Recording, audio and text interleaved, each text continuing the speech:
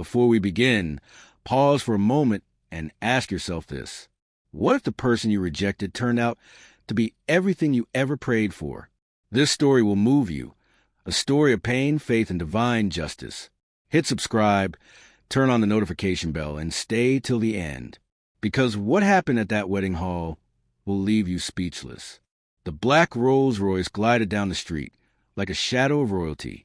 The crowd outside the grand wedding hall parted slowly, as if the very air had been commanded to make way. The car's engine purred softly, its glossy frame reflecting flashes of camera lights. Conversations faltered, laughter froze, and whispers broke like ripples on still water. No one knew who was inside, but something in the air shifted. A quiet awe, a trembling curiosity. The back door opened with a soft click.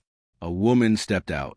Her dress shimmered like sunrise, golden yellow silk that caught the light with every movement. She was poised, unhurried, her head held high as if she had walked through storms and found peace on the other side. Her makeup was light but flawless, her face calm, radiant, and beside her walked 3 little boys, each dressed in white and gold like tiny princes, identical, confident, holding her hands as though protecting her instead of the other way around. Their shoes gleamed, their little ties perfectly straightened. One of them looked up and whispered, "Mommy, are we late?" She smiled gently. "No, baby, we're right on time." The murmurs rose around them. "Who is she? She looks like someone important." "Wait, those boys look just like her." Phones came up instantly. Pictures, videos. Social media exploded. Inside the hall, the music played loudly until someone noticed a shift outside. Guests began turning toward the glass doors. Then silence spread like wildfire. Even the band paused, instruments suspended midair. At the altar stood Marcus, tall, broad-shouldered, dressed in a white designer tuxedo. His face, moments ago lit with pride, suddenly tensed. His fingers gripped his cufflinks tighter as whispers reached him from the crowd. His bride, Vanessa, frowned. "What's happening?" The master of ceremonies tried to keep control. "Ladies and gentlemen, please take your seats. We'll continue." But he stopped mid-sentence as the entrance doors opened. All eyes turned, and then she appeared. The woman in yellow stepped into the hall, sunlight spilling behind her. Her boys followed, holding hands, looking around with innocent curiosity. The crowd gasped collectively. The air felt heavy, thick with history no one could yet name. Vanessa looked toward Marcus. "Who is that woman?" Marcus's lips parted, but no sound came out. His face drained of color. His jaw trembled. The woman's eyes met his, calm, unflinching, the gaze of someone who had forgiven but not forgotten. Each step she took echoed through the hall. Click, click, click. Guests whispered. "She looks familiar." "Wait, isn't that Marcus's ex-wife?" "No, it can't be. Sarah?" Vanessa blinked, stunned. "Ex-wife?" The word hung in the air like smoke. Marcus swallowed hard, his throat dry. "Vanessa, I can explain." But before he could, Sarah's soft voice floated across the hall. "You don't have to." Her tone wasn't bitter. It was calm, so calm it made his guilt thunder louder in his own ears. For a long moment, no one moved. Even the photographer's camera hung motionless in his hands. Sarah looked around the hall, her eyes scanning the lavish decorations, the chandeliers, the expensive roses imported from Italy. It all looked familiar, too familiar. Marcus had always dreamed of a royal wedding. He had once promised her the same 7 years ago. Her gaze settled back on him. "You kept your promise after all," she said softly. "Just not to me." Vanessa turned sharply toward him. "Marcus, what is she talking about?" He couldn't answer. His past and present were colliding right before his eyes, and for the first time, he had no control. Sarah looked at Vanessa with gentle pity. "Don't worry. I'm not here to ruin your day." Her 3 sons stepped closer to her, sensing the tension. One tugged her dress. "Mommy, can we go now?" She smiled at him. "Soon, sweetheart." Marcus stared at the boys, his eyes wide, his heart pounding. They looked like him. The same jawline, the same deep brown eyes. The resemblance was undeniable. Are they yours?" he asked, voice trembling. Sarah tilted her head slightly. "They're mine," she said. "And yes, they're also yours, if you hadn't been too blind to see what God had in store." The hall erupted in gasps. Vanessa's bouquet fell from her hand. "Yours?" she repeated, staring at the children. "Marcus, what is she saying?" Marcus's voice cracked. I don't know, but everyone knew. Sarah's presence was an answer, the living, breathing proof of every prayer she had once cried, every tear she had once shed. The silence that followed was unbearable. Sarah's calm voice broke it again. This moment didn't begin here. It began 7 years ago in Atlanta. Her eyes grew distant as memories replayed behind them. Marble floors, tears, angry shouts, the sound of a door slamming shut on her dreams. The guests watched in stunned silence as if the hall had turned into a theater, and they were witnessing a divine reckoning unfold before them. Sarah took a slow breath, her fingers brushing over her son's tiny hands. "Sometimes," she said quietly, "the people who throw you away become the audience to your comeback." And with that, she turned around. The gold hem of her dress shimmered under the chandeliers as she walked back toward the exit. Her sons followed, their little shoes tapping softly against the floor. No anger, no tears, just grace. Vanessa stood frozen, torn between shock and fury. "Marcus, tell me this isn't true." He didn't reply. His silence said it all. The wedding guests parted silently as Sarah walked out, heads bowed slightly, not out of pity but respect. As the Rolls-Royce door closed and the car began to move, the whispers resumed, louder now, certain now. "Those boys are his." She was his wife. And he called her Barren.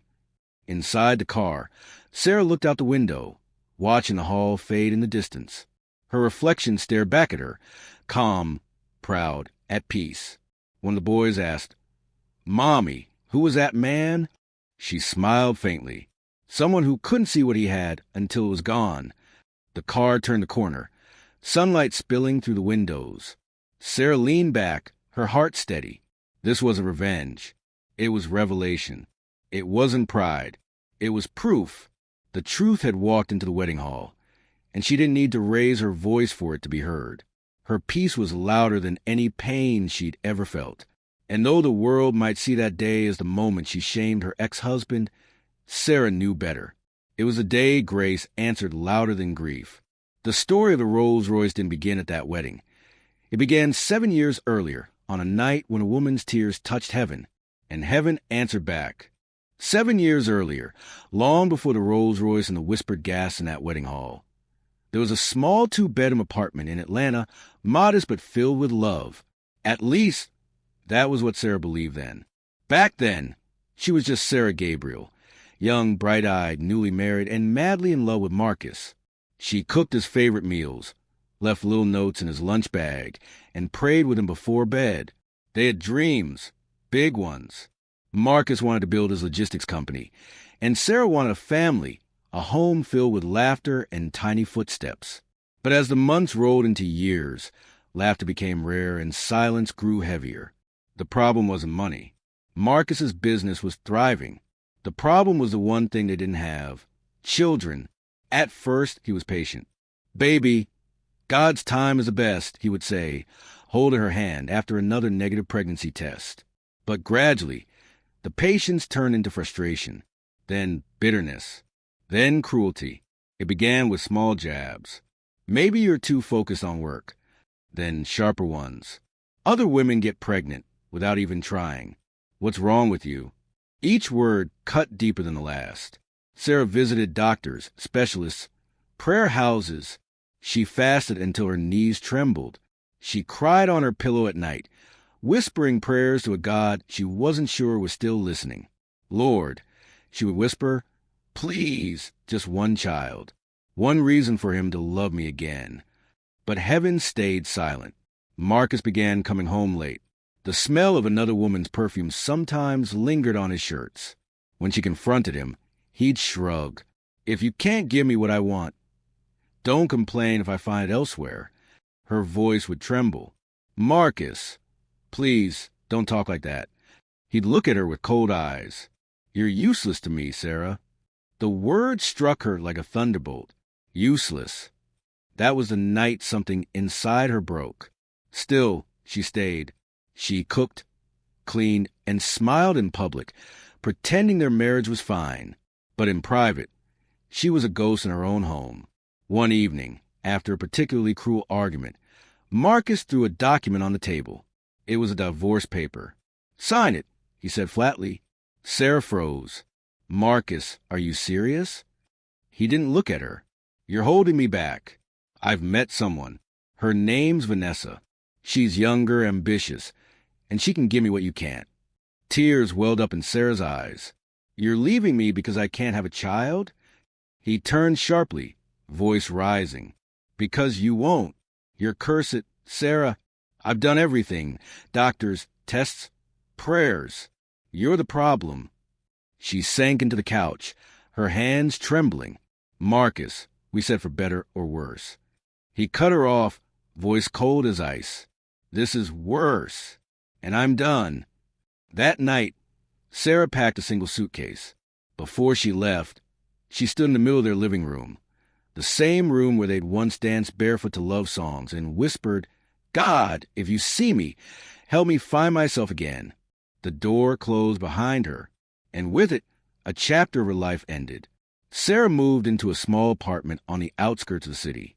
For weeks, she barely spoke to anyone. Her phone buzzed with messages from friends, but she ignored them. She couldn't bear the pity. Her nights were the hardest.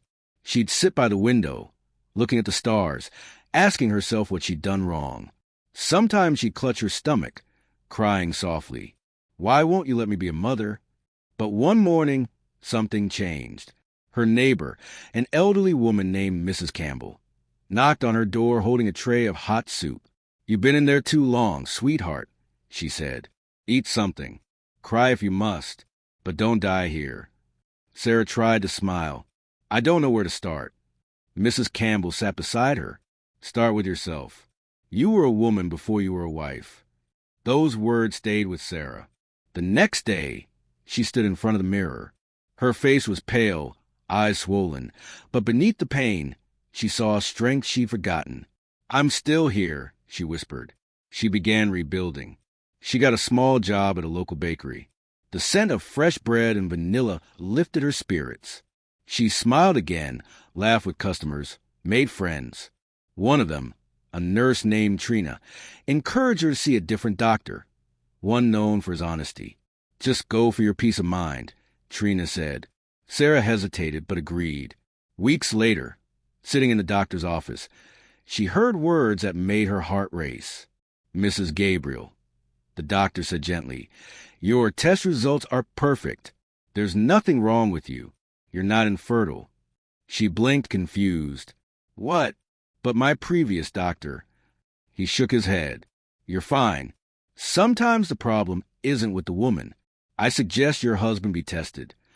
Her breath caught. He never agreed to. The doctor gave her a knowing look. "Then maybe you've been carrying a burden that was never yours." Tears filled her eyes. Not of pain this time, but of revelation. All those nights she cried, all those prayers, all that guilt, and she had never been the problem. She stepped out of the clinic, the sun warm on her face. For the first time in years, she smiled, a full, unguarded smile. That night, she knelt beside her bed and whispered, "Thank you, God, not just because I can have children, but because I know now that I'm whole." From that day forward, she made a vow never to live broken again. She started a small catering business, Golden Spoon Delights, using the baking skills she'd learned. At first, it was just neighborhood orders, birthdays, weddings, church events. But soon word spread. People loved her food, her kindness, her peace. Her smile became her signature. And while she no longer prayed for Marcus to return, she prayed for his peace, because she had found hers. Years passed. Sarah grew stronger, wiser, and happier. Then one Sunday morning, after catering a large church event, she met Daniel, a quiet, humble architect who came to thank her for food. He was gentle, thoughtful, and when he looked at her, he didn't see the woman who couldn't conceive. He saw Sarah, Their friendship blossomed. He made her laugh again. When he learned her story, he simply said, "Some men walk away because they can't see your value. I thank God he did, or I'd never have met you." Tears filled her eyes. But this time, they were tears of healing. Months later, Daniel proposed. And just before their wedding, something miraculous happened. The same God who seemed silent years ago spoke through life itself. Sarah became pregnant, not with one child, but with 3. Triplets. When she held them for the first time, her heart whispered what her lips could not. He makes everything beautiful in his time. She named them Faith, Favor, and Freedom, the 3 gifts that defined her journey. She never sought revenge. She didn't need to, because when grace finishes its work, pain loses its power.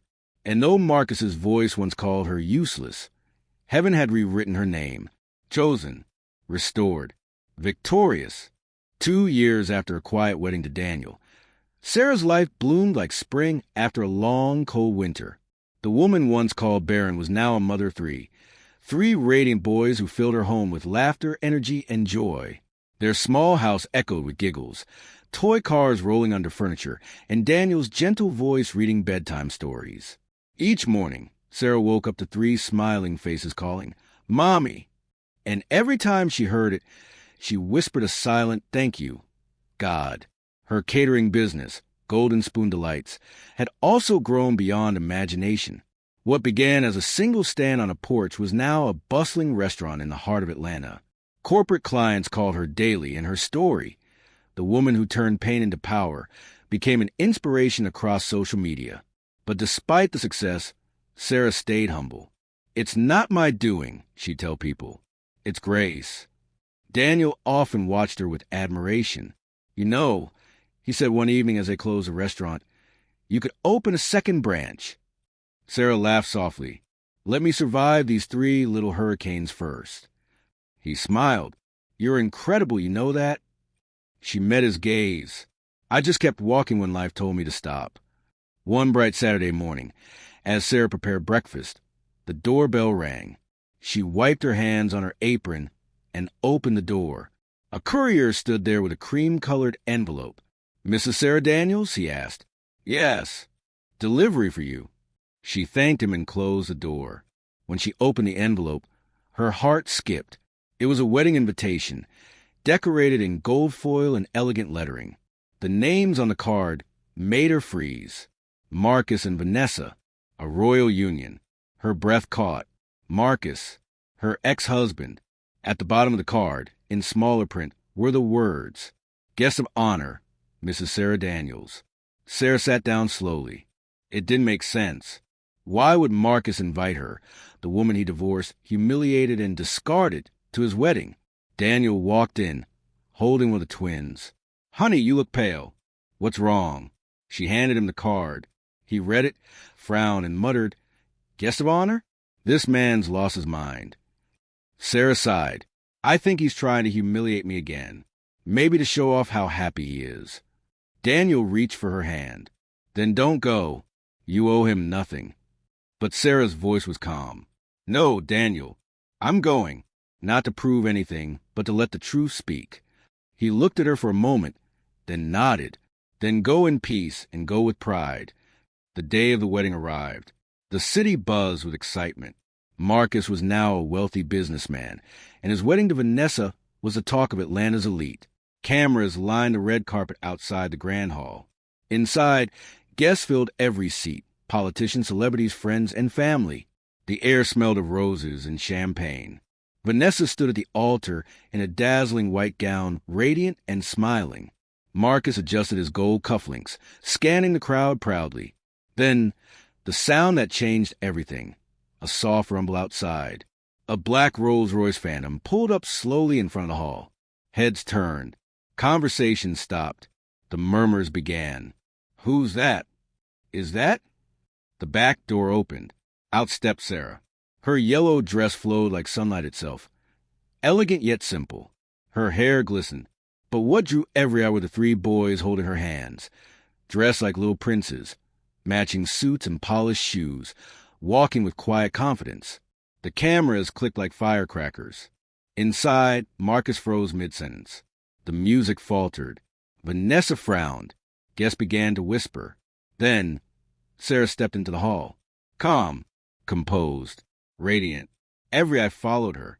Her son stood proudly beside her, each one the living image of what Marcus had once said she could never give him. Marcus's face turned pale. His breath caught. No, it can't be. Vanessa looked at him sharply. Who is she? He swallowed hard. My ex-wife. Her eyes widened. And those children? Marcus couldn't answer. His silence said everything. Sarah stood before them, her voice soft but steady. You call me Barren, Marcus. You said I was useless. You threw me away. But the God you mocked, he had the final say. Gasps filled the hall. Vanessa's eyes burned with fury. You lied to me, she said to Marcus. You said she couldn't have children. Marcus's lips trembled. I didn't know. Vanessa shook her head. You blamed her for your failure. Tears welled in her eyes. She turned to the audience. I can't marry this man. She pulled off her veil, dropped her bouquet, and walked out, leaving Marcus standing alone at the altar as whispers filled the air. Sarah didn't smile. She didn't gloat. She simply turned, took her son's hands, and walked away, graceful, unbothered, free. Outside, reporters swarmed around her. Mrs. Daniels, is it true you're his ex-wife? Are these his children? She paused, then said calmly, These are my sons, my miracles, proof that when man says no, God says yes. Then she entered her car, and the driver closed the door. The Rolls-Royce drove off slowly, leaving the crowd in stunned silence. That evening, after the chaos settled, Marcus sat alone in his empty wedding hall. The decorations still sparkled, but his soul was in ruins. He thought of Sarah's calm eyes, her confidence, her children. He went to the hospital days later for a private fertility test. The doctor's words shattered what little pride he had left. Mr. Gabriel, the doctor said gently, you have a very low sperm count, likely caused by an untreated infection from years ago. Marcus's had dropped into his hands. So all those years... Yes, the doctor said softly. Your wife was never the problem. Tears slipped down Marcus's cheeks for the first time in years. That night, he sent a short message to Sarah. Thank you for your strength. I lost a good woman. I wish you peace. Sarah read the message, smiled faintly, and whispered, You already have it. Her restaurant continued to grow. Her story reached newspapers, blogs, and TV shows. But she never sought fame, only peace. Sometimes, she'd sit on her porch watching her boys play and think of everything she'd been through. Pain, rejection, shame, and now purpose. Daniel would come out, wrap his arm around her, and say, Thinking again? She'd smile, just remembering how far grace brought me. He'd kiss her forehead. You deserve all of it. Sarah would whisper, No, I was just a seed buried in pain. God made me bloom. And that was how truth set her free, not just from Marcus, but from the version of herself that once believed she wasn't enough. The woman once called barren had become the mother of miracles. The woman once shamed had become the symbol of strength.